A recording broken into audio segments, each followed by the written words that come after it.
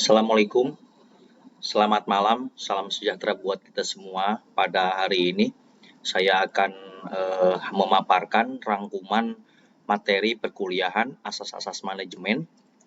Sebelumnya saya memperkenalkan diri, nama Arif Gunawan, nomor induk mahasiswa 211030227, program studi S1 Sosiologi. Dalam materi kali ini, kita akan membahas tentang silabus, di mana silabus ini terdiri dari pengertian, penjelasan manajemen, perencanaan, pengorganisasian, penggerakan, dan pengawasan. Buku yang digunakan di dalam perkuliahan asas-asas manajemen terbitan CP Mandar Maju, Profesor Dr. Winardi SE.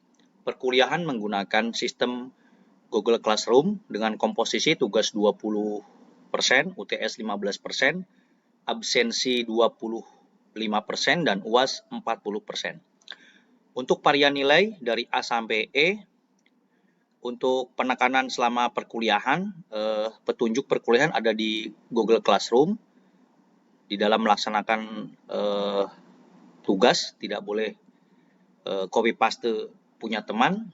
Apabila ada pendapat, agar diperkuat dengan teori dan juga jaga kejujuran. Arti manajemen.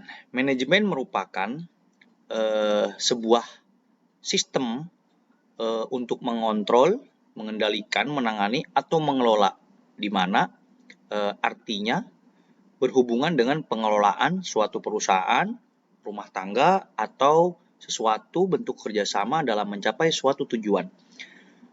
Di dalam perkembangannya, manajemen ini terbagi menjadi 5 tahap, di mana generasi pertama jungle management, generasi kedua manajemen by direction, generasi ketiga manajemen by targeting, generasi keempat value creative management, generasi kelima knowledge and human networking management.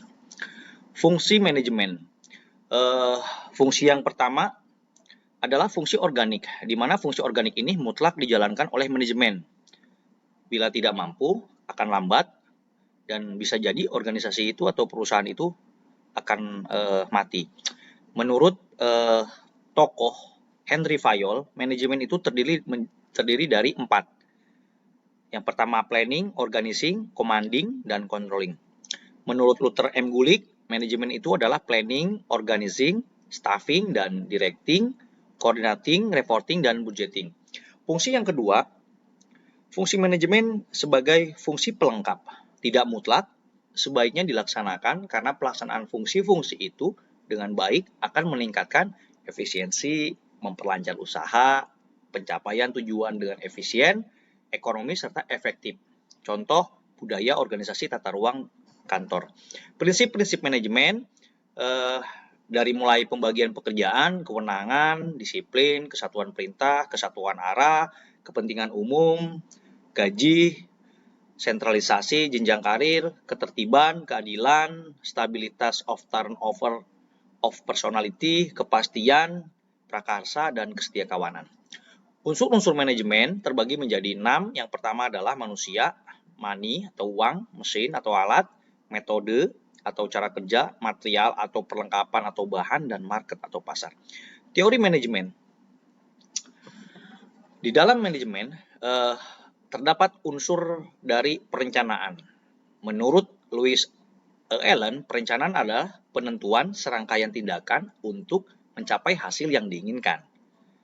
Menurut Sodan P. Psiagian, perencanaan adalah keseluruhan proses pemikiran dan penentuan secara matang hal-hal yang akan dikerjakan di masa yang akan datang dalam rangka pencapaian tujuan yang telah ditentukan.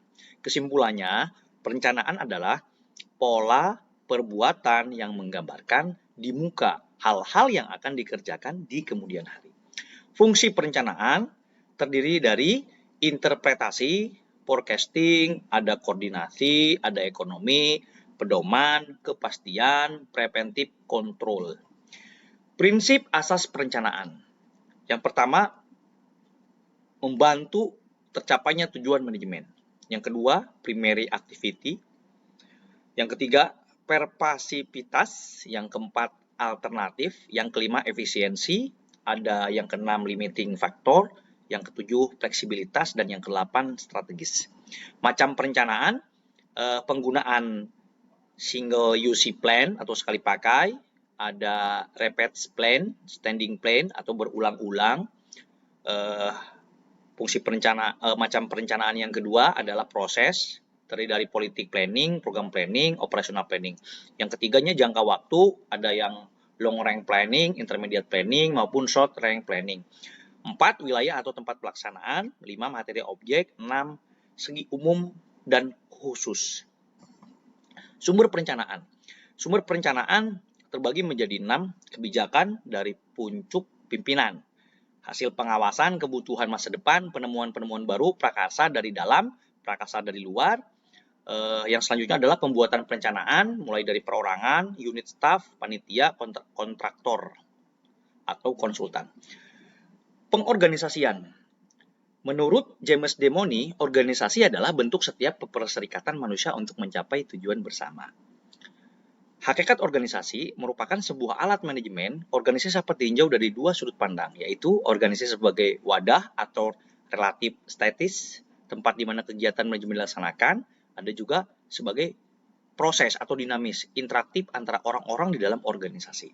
Unsur organisasi terdiri dari satu, ada kelompok, ada kerjasama, ada tujuan bersama. Fungsi organisasi mengatur kerja dan kerjasama yang sebaik-baiknya, mencegah keterlambatan atau kesulitan kerja, mencegah kesimpang siuran pekerjaan, dan menentukan pedoman-pedoman kerja. Fungsi dari organisasi menetapkan tujuan, kesatuan arah, kesatuan perintah, keseimbangan antara wewenang dan tanggung jawab, pembagian tugas, struktur organisasi, ada pola dasar organisasi relatif permanen, ada juga jaminan jabatan, ada juga balas jasa yang diberikan harus sebanding dengan pekerjaan, ada juga penempatan orang-orang sesuai dengan keahlian, ada batas kemampuan pengawasan dan koordinasi.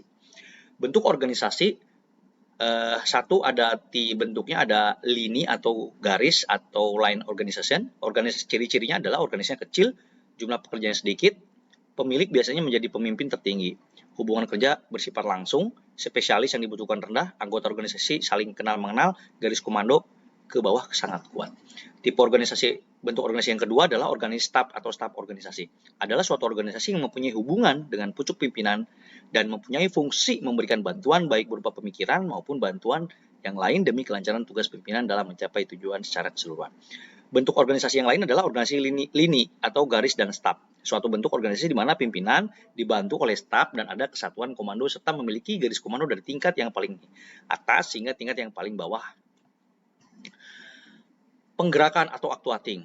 Istilah penggerakan terdapat beberapa terminologi penggerakan dalam bahasa asing, antara lain actuating, yaitu penggerakan orang lain secara umum, directing, penggerakan orang lain dengan memberikan petunjuk-petunjuk dan pengarahan, ada commanding yang menggerakkan orang lain yang memberikan perintah kepada komando, kadang-kadang secara sifatnya paksaan, ada motivating yang menggerakkan orang lain dengan memberikan instruksi, ada staffing menggerakkan orang lain dengan menempatkannya pada fungsi yang sesuai ataupun dengan memberikan jabatan tertentu, ada leading yaitu menggerakkan orang lain dengan memberikan contoh dan teladan yang baik.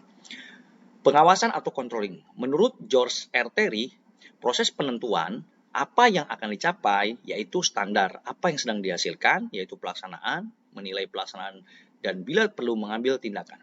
Menurut Dr. Ernest M. Manulang, suatu proses untuk menetapkan pekerjaan apa yang sudah dilaksanakan. Sasaran pengawasan. Pengawasan bertujuan untuk melaksanakan pelaksanaan tugas-tugas yang telah ditentukan. Bahwa struktur serta hierarki organisasi sesuai dengan pola yang telah ditentukan dalam rencana. Sasaran pengawasan yang lainnya adalah seseorang sungguh-sungguh ditempatkan sesuai dengan bakat, keahlian, dengan pendidikan serta pengalaman yang dia miliki. Pengawasan juga digunakan sebagai alat yang diusahakan agar sehemat mungkin. Ada juga sistem dan prosedur kerja yang tidak menyimpang dari garis kebijakan yang telah tercermin dalam rencana. Terus pembagian tugas, ada wewenang, tanggung jawab didasarkan pada pertimbangan yang objektif dan rasional. Yang terakhir adalah tidak terdapat penyimpangan dan atau penyelewengan dalam penggunaan kekuasaan, kedudukan maupun dengan yang terutama adalah keuangan. Sifat pengawasan ada fast finding, preventif, masa sekarang sebagai alat mempermudah tercapainya tujuan, efisien, menentukan apa yang tidak betul, bersifat membimbing. Teknik pengawasan terbagi menjadi dua metode, Yang pertama pengawasan langsung, yang kedua pengawasan tidak langsung. Metode pengawasannya, metode observasi langsung, metode statistik, dan metode laporan. Fungsi pengawasan. Ada beberapa macam fungsi pengawasan yang baik, antara lain mencegah penyimpangan, memperbaiki kesalahan, menindak penyalahgunaan wewenang atau penyelewengan, mendinamisasikan organisasi dan bagian dan kegiatan manajemen, mempertebal rasa tanggung jawab, dan mendidik pegawai dalam melaksanakan tugas. Penggerak atau actuating. Teori kebutuhan. Kebutuhan adalah suatu kesenjangan atau penetangan yang dialami antara suatu kenyataan dengan dorongan yang ada dalam diri. Teori tingkat kehidupan atau hierarchy of need yang dicetuskan oleh Abraham Maslow. Ada 5 tingkatan. Yang pertama, kebutuhan psikologis 85%. Merupakan kebutuhan makan, minum, pelindungan fisik, bernapas, seksual. Yang kedua, kebutuhan rasa aman 70%, kebutuhan untuk merasa memiliki 50%, kebutuhan akan harga diri 40%, dan kebutuhan untuk mengaktualisasikan diri 10%. Teori kebutuhan manusia menurut David McClelland ada 3. Need for activity, need for affiliation, dan need for power. Teknik penggerakan. Jelaskan tujuan kepada setiap orang yang ada dalam organisasi. Usahakan agar setiap orang menyadari, memahami, serta menerima baik tujuan tersebut. Jelaskan filsafat yang dianut pimpinan organisasi. Jelaskan juga kebijakan-kebijakan yang ditempuh oleh pimpinan. Usahakan agar setiap orang mengerti struktur organisasi. Jelaskan peranan apa yang diharapkan oleh pimpinan organisasi dan dijalankan. Tekankan juga pentingnya kerjasama. Perlakukan setiap bawahan sebagai manusia yang penuh pengertian, berikan penghargaan dan pujian kepada pegawai yang cakap, dan tegur bawahan yang kurang mampu bekerja, serta diberikan bimbingan. Yang terakhir, yakinkan setiap orang bahwa dengan bekerja baik dalam organisasi, tujuan pribadi orang-orang tersebut akan tercapai semaksimal mungkin. Manajerial, mengendalikan untuk mendapatkan titik temu terbaik di antara faktor-faktor yang menentukan suatu keberhasilan yang diharapkan organisasi, yaitu kualitas waktu dan uang.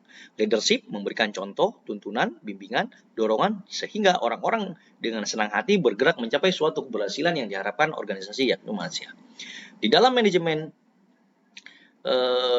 organisasi, manajerial bertugas mengendalikan untuk mendapatkan satu, kualitas produk yang tinggi, waktu proses produksi yang singkat, dan biaya produksi yang rendah. Contohnya adalah standar produksi, jadwal produksi, dan anggaran.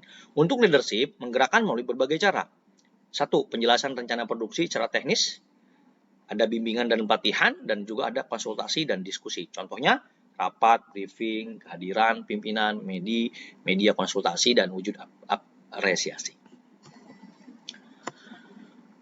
Demikianlah paparan materi asas-asas manajemen. Terima kasih. Wassalamualaikum warahmatullahi wabarakatuh.